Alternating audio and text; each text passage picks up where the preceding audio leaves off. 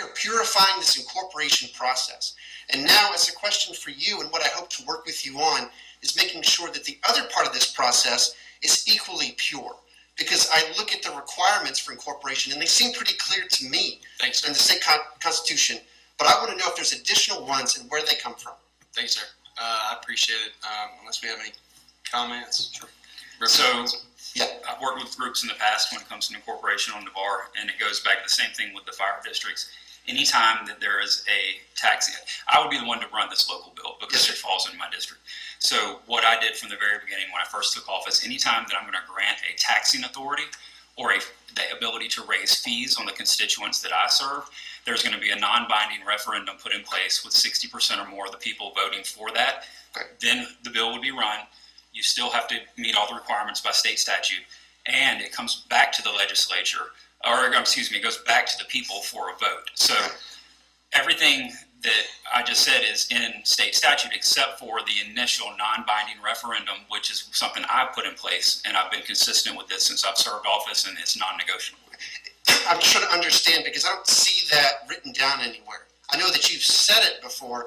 I'm just trying to understand what's the basis for that. My office can get you a packet that we give people on local bills. Okay. And I'd be glad to, and that is probably very high on that list to do. Yeah. And like I said, this is putting protections in place for the people that I serve. If I'm going to grant, when I say I, the legislature, if we're going to grant the ability for people to raise taxes or raise fees on all of these people sitting out here in the audience, I'm going to make sure we have buy-in from those people. Well, sure, but my question is, when you say 60%, there have been efforts that have incorporated with less than that. And I fully believe we have the support. I'm not really worried about that. I just want to make sure that the rules are set. I don't want them changing in the middle of the game. When you looked at like Waxahachie, which incorporated in 2006 with 56% of the vote, I just want to understand why the standards are different depending on where you happen to live when the state constitution is the same. Thank you, Mr. Schaller. And I can just state that I don't represent those areas. Okay. Anybody that comes before me, whether it be wanting to form a new city, Got a it. new town, go to a special district or a fire, any taxing authority or fee-raising authority given to an entity over the people that I represent, there will be a non-binding referendum, 60% of the vote. So it's personal requirements, what you're Personal saying. requirements. So you're going to tell 59% of the people, if 59% of the people support it, you're going to tell them no.